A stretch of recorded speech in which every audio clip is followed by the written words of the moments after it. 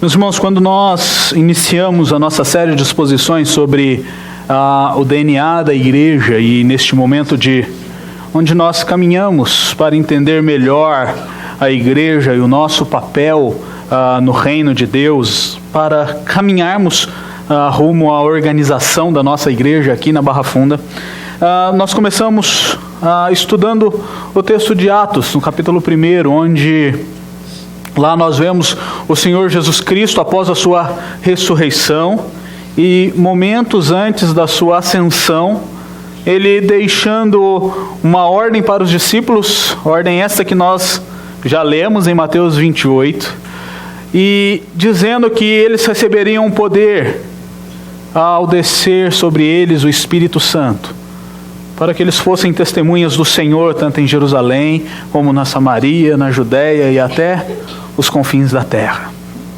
E nós vimos que isso já aconteceu.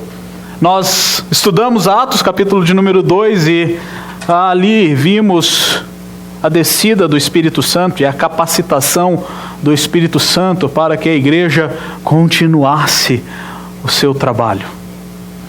E o Espírito Santo nos capacita para pregarmos, para sermos testemunhas e para proclamarmos o reino de Deus.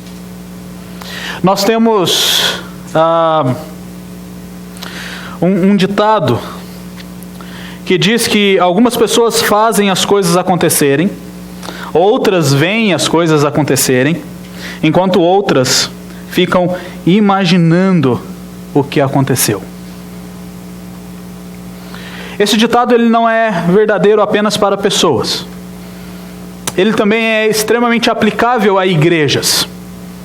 Nós temos igrejas que são dinâmicas, igrejas que são agressivas no proclamar do Evangelho e pregam e fazem a diferença no meio onde estão, por serem igrejas que vivem debaixo desta missão. Nós temos outras igrejas que estão paradas, observando essas igrejas que estão fazendo alguma coisa e ficam se perguntando por que isso não está acontecendo conosco. Mas não fazem nada. E nós temos uma terceira igreja que está morrendo, que não está fazendo nada para proclamar o Evangelho, mas tem deixado as ervas daninhas crescerem, tanto espirituais quanto físicas. E estão servindo apenas de clube social para os seus membros. Que igreja nós somos? Diante da missão que temos, onde nós nos encaixamos neste ditado? O texto de Atos, capítulo de número 13, versos de 1 a 5, nos diz assim: havia na igreja de Antioquia profetas e mestres: Barnabé, Simeão, por sobrenome Níger, Lúcio de Cirene, Manaém, Colasso de Herodes, o tetrarca, e Saulo. E servindo eles ao Senhor e jejuando, disse o Espírito Santo: separai-me agora Barnabé e Saulo para a obra que os tenho chamado. Então, jejuando e orando, e impondo sobre eles as mãos, os despediram. Enviados, pois, pelo Espírito Santo, desceram a Seleucia, e dali navegaram para Chipre. Chegados a Salamina, anunciavam a palavra de Deus nas sinagogas judaicas.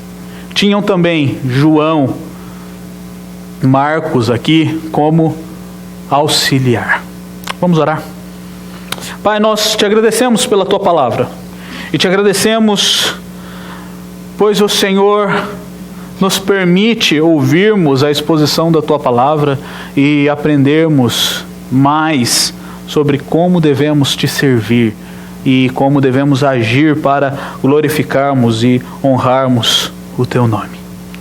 Por isso, Senhor, nós clamamos a ti nesta manhã e neste momento, que o Senhor fale aos teus servos, que o Senhor abra cada coração dê discernimento a cada mente e disposição a cada um para fazerem a tua vontade e cumprirem a tua palavra e a tua missão.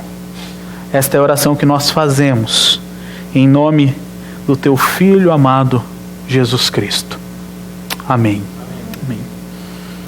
Quando nós começamos a ler Atos, capítulo de número 11, nós começamos a notar uma igreja que estava surgindo.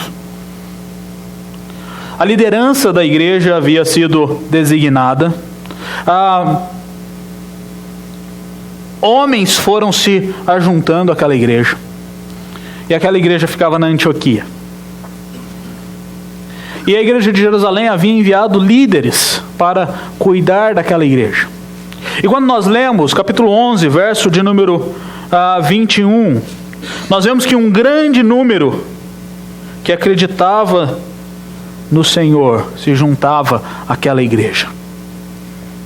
E aquela igreja foi usada por Deus como uma ponte entre os judeus e os gentios.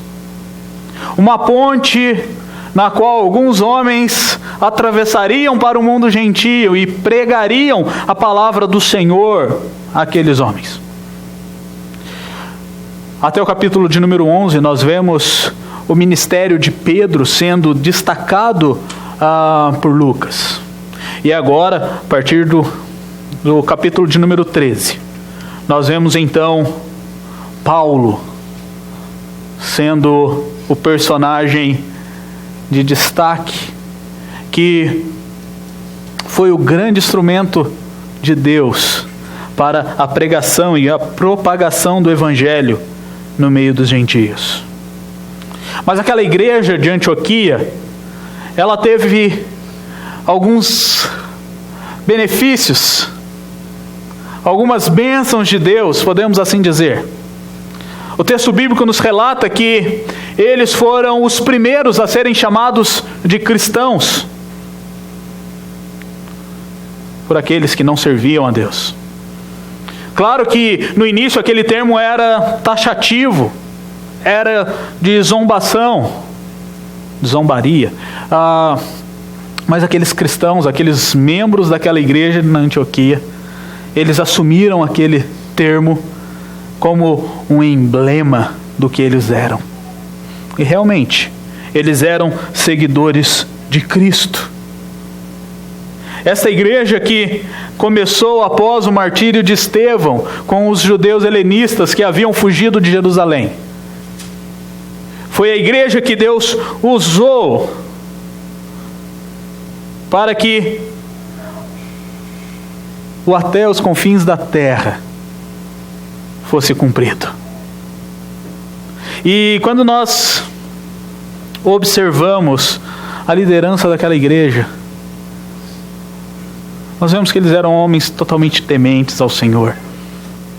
E Barnabé e Saulo eram homens que serviam a Deus e se dispunham a fazer a vontade de Deus. É uma igreja que enche os olhos e que, com certeza, se você gosta de servir ao Senhor, se você tem prazer na comunhão dos santos, era uma igreja que te atrairia e onde você permaneceria. Mas aquela igreja não era boa apenas pelas coisas que eles estavam fazendo, ajudando os judeus que estavam passando por necessidades, ou pelos líderes que eles tinham. Era uma igreja que estava cheia do Espírito Santo. E que usava o seu tempo para praticar os dons que o Espírito deu a eles. E nós podemos parar e pensar como que nós podemos ser então uma igreja cheia do Espírito Santo? Como nós podemos olhar para essa igreja da Antioquia, onde os seus líderes eram cheios do Espírito Santo, onde a congregação, a igreja era cheia do Espírito Santo, e tê-los como modelo para que nós também possamos ser cheios do Espírito Santo. E aqui nós podemos responder de forma muito simples, que nós seremos cheios do Espírito Santo quando nós, como igreja, andarmos debaixo da vontade absoluta do Senhor. Enquanto quisermos fazermos a nossa vontade, enquanto quisermos dizer assim, olha, isso aqui que eu acho certo, isso aqui que eu quero, isso aqui que é o meu desejo, nós não estaremos demonstrando que estamos cheios do Espírito Santo. Mas nós estaremos cheios do Espírito Santo quando nós trocarmos as nossas falas e dissermos assim, eu quero que a vontade do Senhor seja feita. É isso que o Senhor quer que seja feito. É isso que vai glorificar o nome de Deus. E quando a igreja então se dispõe a ser cheia do Espírito Santo, se dispõe a fazer a vontade do Senhor, quando ela está comprometida absolutamente e unicamente com a palavra de Deus, ela se torna uma igreja ativa. Uma igreja usada como instrumento do Senhor para anunciar as boas novas, para cumprir a missão designada pelo próprio Cristo. E nós podemos olhar para Efésios 5 e Colossenses 3 e vermos ali as características de homens e mulheres cheios do Espírito Santo. E o que norteia todas aquelas características é o fato deles terem, ou de habitar neles ricamente, a palavra do Senhor. E quando nós chegamos então ao capítulo 13 de Atos, nós podemos observar que aquela igreja cumpriu a missão. Ela foi uma igreja dinâmica, uma igreja que estabeleceu que seguiriam a vontade do Senhor, mesmo que isso lhes custasse um alto preço. E nós vamos ver daqui a pouco este preço que eles pagaram por cumprir a vontade do Senhor. Uma igreja que se dispôs a buscar ao Senhor e uma igreja que se colocou à disposição para trabalhar e servir. E uma igreja que fez. E o Senhor os abençoou. E o Senhor deu graça a eles. E nós aprendemos com essa igreja então, que para nós cumprirmos esta missão dada por Cristo, de ir por todo mundo e pregar o Evangelho, e vivermos o Evangelho, nós precisamos primeiro buscar ao Senhor. O verso de número 2 do nosso texto, ele nos diz assim, e servindo eles ao Senhor e jejuando. E o verso de número 3 diz assim, então, jejuando e orando. Ao contrário de muitos ministérios e de muitas igrejas, onde a liderança e a igreja está apenas preocupada com programações de entretenimento e superficiais, os líderes da igreja de Antioquia, eles estavam focados no mandato espiritual deles. Semana passada nós estudamos o capítulo de número 6 e vimos que os apóstolos haviam decidido que não seria bom que abandonassem a palavra de Deus para servir às mesas. E a liderança dessa igreja aqui, eles foram modelados segundo os apóstolos. E eles então estavam se dedicando à oração e eles estavam se dedicando ao serviço do Senhor. Eles buscavam a Deus. E é interessante que quando o Espírito Santo então fala com eles, o Espírito Santo os guia, Aqueles homens não estavam assistindo televisão, aqueles homens não estavam lendo um livro, aqueles homens não estavam estudando a política financeira do país deles. Aqueles homens não estavam focados em postar coisas no Facebook e tirar suas selfies. Aqueles homens estavam orando ao Senhor. Eles estavam cultuando a Deus. Eles estavam juntos, concentrados em Cristo, em fazer a vontade unicamente de Deus. E quando nós pensamos, esta reunião não era uma reunião normal e natural. Era uma reunião provavelmente onde aqueles homens estavam assim: Senhor, nós estamos crescendo, nós estamos bem, e agora o que nós faremos? E como nós faremos? Quando nós observamos essa expressão, servindo eles ao Senhor, é a mesma expressão do Antigo Testamento que se refere ao serviço dos sacerdotes. E muitas vezes nós não temos noção, nos foge isso, de que quando nós estamos reunidos como povo de Deus, nós estamos servindo ao Senhor. O culto público é um serviço ao Senhor. Eu creio que grande parte sabe que em inglês eles conseguiram expressar isso melhor, que é o service. É um serviço. E aqueles homens estavam então reunidos, tanto a liderança como a igreja. E é interessante que o texto fala que eles estavam jejuando. E a ideia aqui do jejum é uma ideia de foco. Eles estavam plenamente concentrados em uma coisa só, que era servir ao Senhor, que era cultuar ao Senhor, para que o Senhor os usasse como instrumentos. Muitas vezes nós queremos que o Senhor nos use. Muitas vezes nós corremos o risco de olharmos para outras igrejas e falarmos: nossa, Deus está usando aquela igreja, hein? Olha o que eles estão fazendo. Nossa, olha como aquela igreja está crescendo. Mas nós não seremos usados pelo Senhor, nós não seremos cheios do Espírito Santo, se nós não nos dispormos a buscar o Senhor em primeiro lugar nas nossas vidas.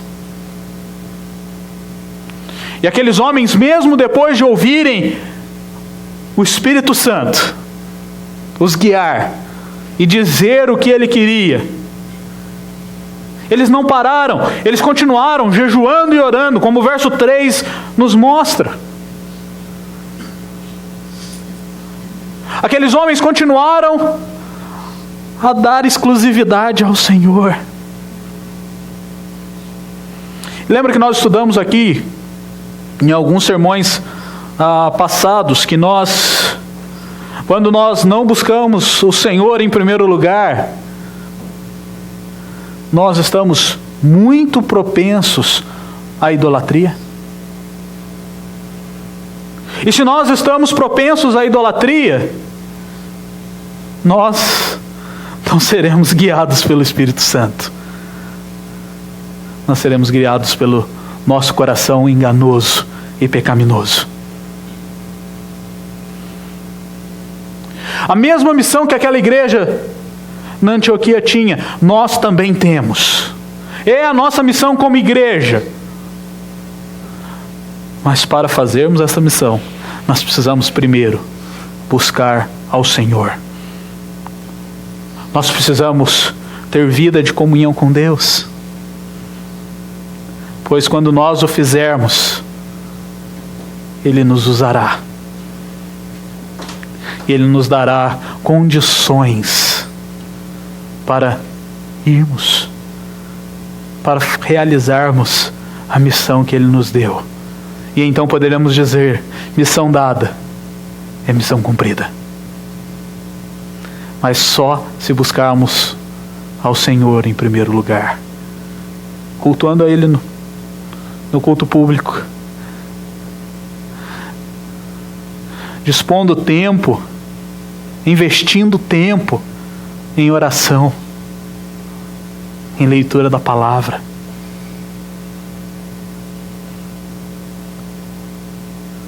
Investindo tempo em comunhão com os irmãos.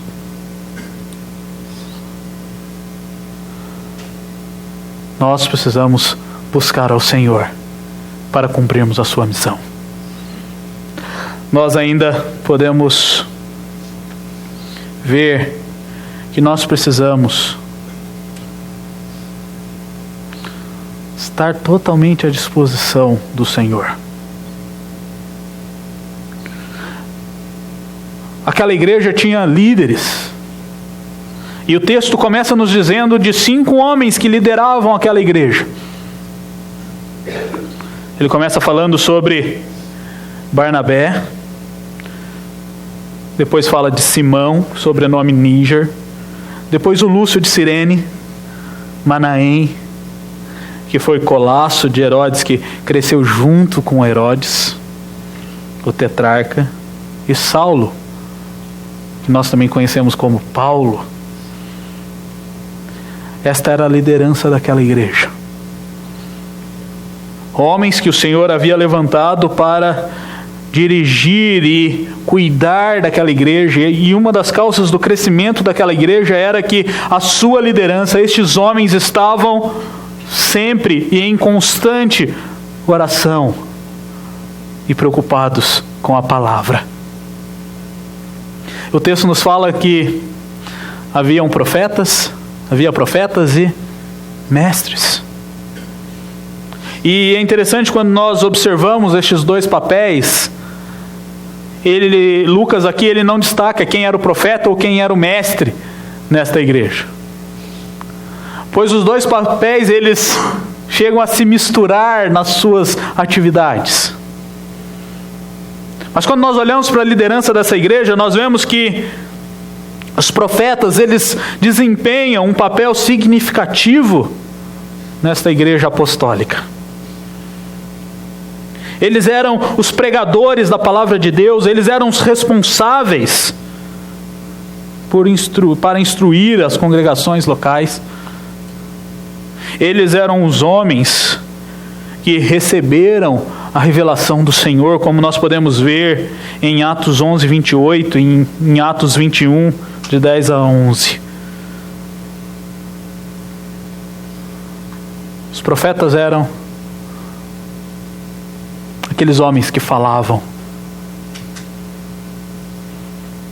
que Deus usava para transmitir a sua mensagem.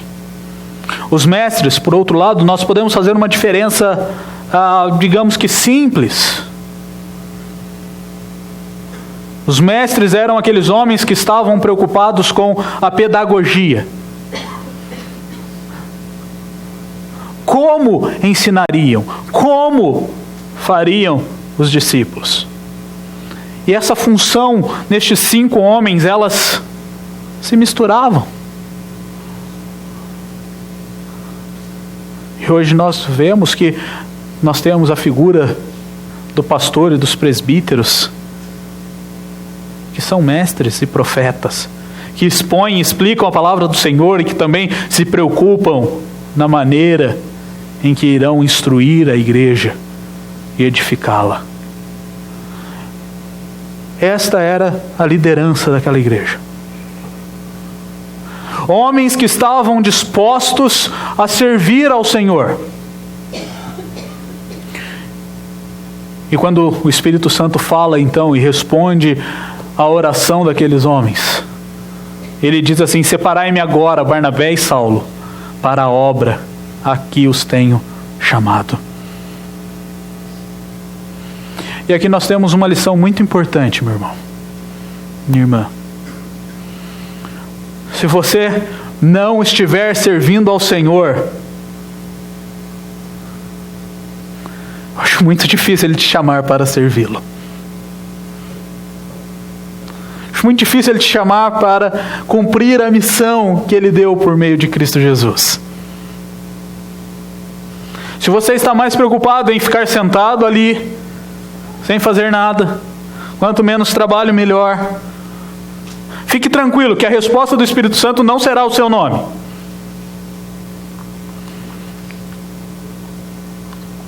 Mas para sermos uma igreja saudável, nós precisamos estar totalmente à disposição do Senhor. Todos nós. Nós precisamos estar dispostos, se chamados por Deus a irmos e pregarmos o Evangelho. Não somente no nosso bairro, não somente na nossa família, não somente na nossa cidade, mas se o Senhor nos chamar, nós precisamos estar prontos para irmos para outros lugares. E muitas vezes nós pensamos assim: Senhor, chame ele, mas não me chame. E eu pergunto, que disposição é essa para fazer a vontade do Senhor?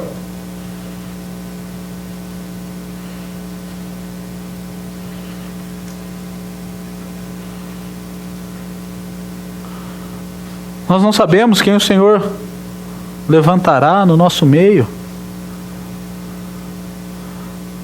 Mas talvez agora, ou daqui a mais para frente, você possa ser um missionário. Alguém que o Senhor levante para pregar. E a minha pergunta é: você está disposto?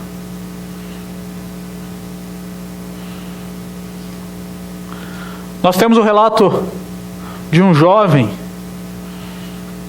que diante do Senhor, ele perguntou: Senhor, o que eu faço para te seguir? O Senhor disse assim: deixa todas as suas coisas e vem.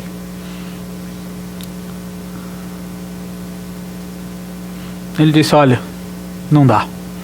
Preciso enterrar meus pais. Tem umas coisas para resolver primeiro. Isso não é estar à disposição do Senhor. Se você não estiver à disposição do Senhor, Ele não vai te usar. Aquela igreja estava à disposição do Senhor, até mesmo os seus líderes. E aqui nós pensamos um pouco no sofrimento que aquela igreja poderia passar, pois o Espírito Santo de Deus escolheu Barnabé e Saulo. Eram os principais líderes daquela igreja.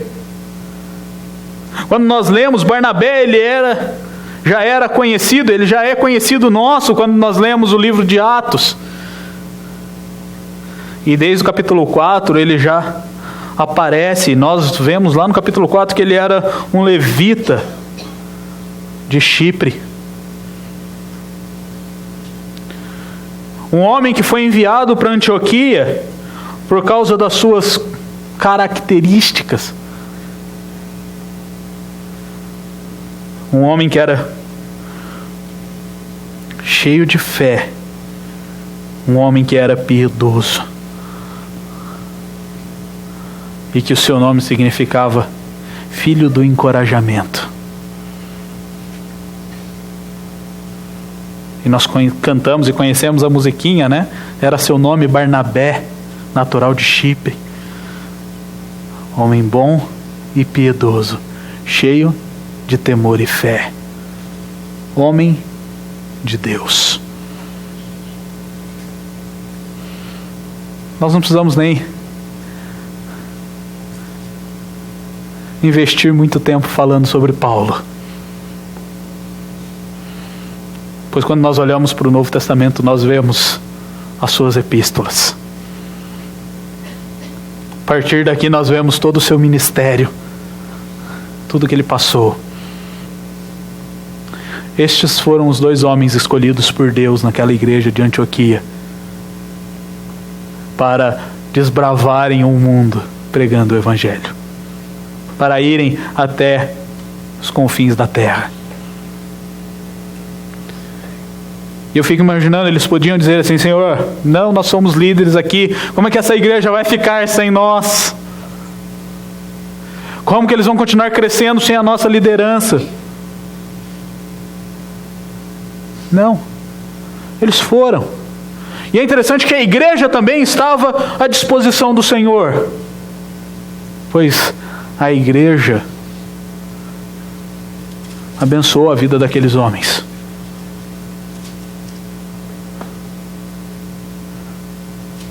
Porque eles sabiam que eles estavam fazendo a vontade do Senhor. A missão do Senhor estava sendo cumprida. Então nós precisamos buscar ao Senhor, estarmos inteiramente à disposição dEle. Mas não adianta ficarmos só no papel ou na fala. Nós precisamos ir. E nós cumpriremos a missão quando nós formos. E o texto diz que aquela igreja, então, impondo as mãos sobre Paulo e Barnabé, os despediram. E aqui nós vemos um processo muito rápido acontecendo. Aqueles homens não titubearam. A igreja não parou e pensou, será mesmo? Não, eles foram. E aqui nós temos uma situação bem interessante, pois aqueles homens, eles foram chamados pelo Senhor e eles foram abençoados pela igreja para irem. A igreja também via naqueles homens características para enviarem aqueles homens, pois eles estavam à disposição do Senhor, porque eles buscavam ao Senhor. Este é um processo muito semelhante ao que acontece com o pastor. Um pastor, para ser enviado ao seminário, não basta apenas ele sentir o desejo no coração. Alguns vão a si mesmo. Mas não precisa. Não, isso não é o suficiente. O seminário exige daquele candidato ao ministério uma carta do presbitério que o está enviando. E o presbitério que está enviando aquele pastor exige do conselho uma carta. A igreja precisa reconhecer as características daquele candidato. E como nós conseguimos observar as características nas pessoas? Vendo quem ele busca e vendo onde está a sua disposição.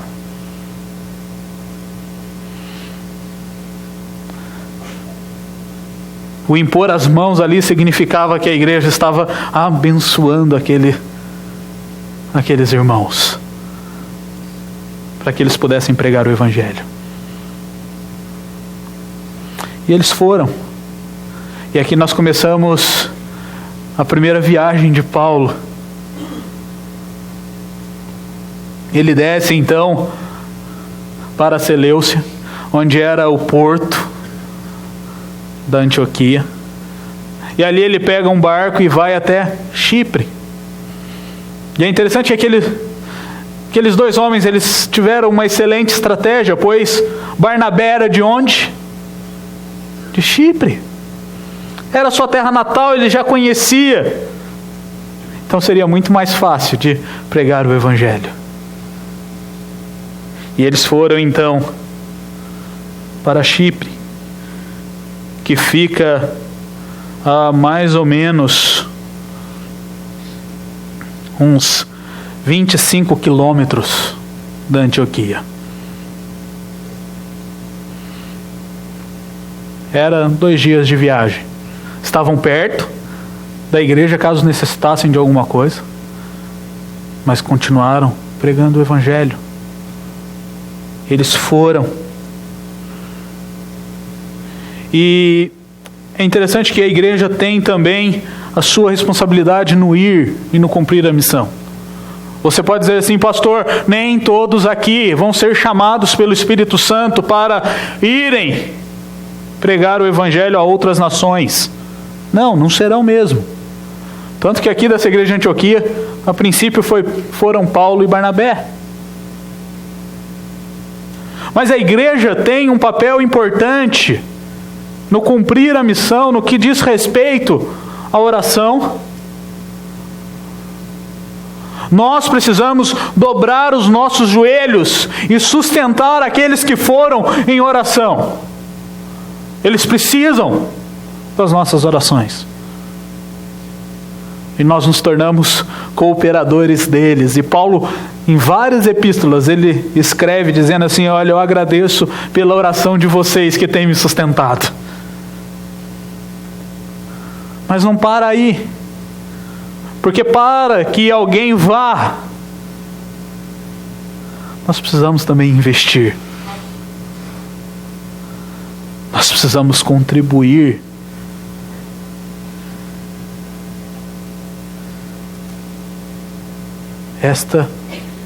Isto nos torna também cooperadores e cumpridores desta missão.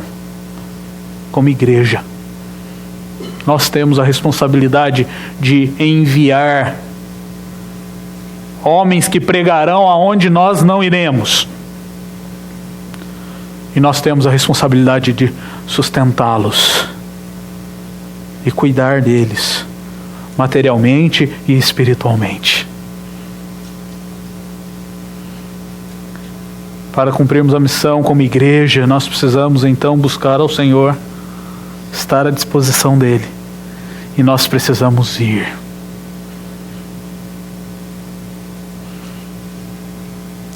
E nós podemos descansar, sabendo que o Senhor continuará a sua obra. E nós não vamos pregar e esmiuçar cada viagem de Paulo, mas nós podemos ter uma ideia. Paulo, então, na sua primeira viagem, ele sai da Antioquia, sai e vai até Icônio e volta para Antioquia, pregando o Evangelho. Ele, Barnabé e Marcos. Na segunda viagem, outros colaboradores, e nós vemos que começa a ir mais longe, começa a ir pregando o Evangelho em outros lugares. Na terceira viagem, ele volta reforçando aquelas igrejas que ele já havia plantado. E nós terminamos então o livro de Atos com Paulo indo até Roma. Pensem, saiu de Jerusalém. Em primeiro lugar, ele veio para Chipre e ele foi pregando o Evangelho até chegar em Roma. O Senhor continuou a sua obra. O Senhor levantou homens. O Senhor levantou mulheres. O Senhor levantou jovens para que a sua igreja pudesse continuar sendo expandida. Aqueles homens continuaram a missão que Cristo havia dado. E o Senhor os abençoou. E nós vemos que nós somos frutos daqui.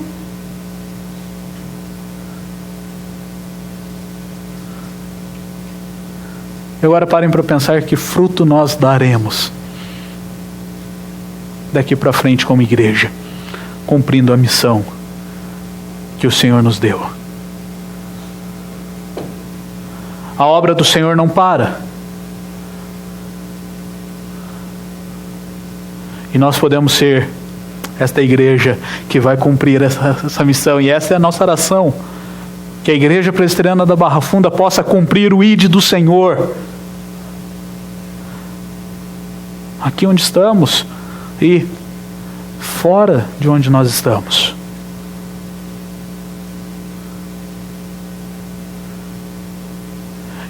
Que nós não sejamos uma igreja que olhe para outras igrejas e pense: nossa, o Espírito Santo está lá, aquela igreja está cheia do Espírito Santo, estão fazendo bastante coisa. E que definitivamente nós não sejamos uma igreja morta.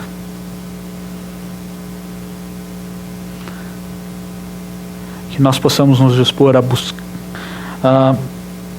cumprirmos a missão que o Senhor nos deu.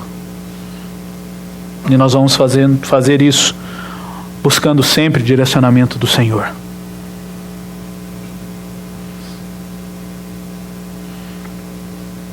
Sem direcionamento do Senhor, nós não sabemos para onde ir.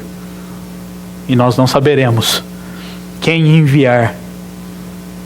Então nós precisamos buscar direcionamento do Senhor. Nós precisamos estar totalmente prontos para sermos usados por Deus no cumprimento do seu chamado. Que coisas materiais, que sentimentos afetivos não te impeçam de pregar o Evangelho e de cumprir a missão que o Senhor deu. Nós precisamos, como igreja, apoiar os que irão, tanto financeiramente quanto espiritualmente. E nós temos esse privilégio. Deus nos concede essa graça. E como igreja nós precisamos aprender a fazer isso constantemente. A orarmos pelos nossos missionários. A orarmos por aqueles que estão lá onde nós não estaremos. E orarmos para o Senhor nos dar disposição para colocarmos sim a mão no bolso e ajudarmos aqueles que estão pregando o Evangelho, e muitos em situações ruins. E por último, nós devemos então enviar missionários. E nós precisamos ser missionários. O Senhor deixou essa ordem para nós. Ele deixou o modelo. Nós lemos em Mateus 9. E ele disse: ide então por todo o mundo e pregai o Evangelho a toda criatura, como Marcos nos diz no seu Evangelho. E nós só podemos fazer isso porque Cristo veio, morreu numa cruz por nós, ressuscitou, ascendeu aos céus e enviou o seu Espírito para nos capacitar para cumprirmos a sua missão. É graças então ao Cordeiro de Deus que nós podemos ir, e nós vamos cantar isto, celebrando o que Cristo fez por nós e pelo que Ele fez, o privilégio que Ele nos dá.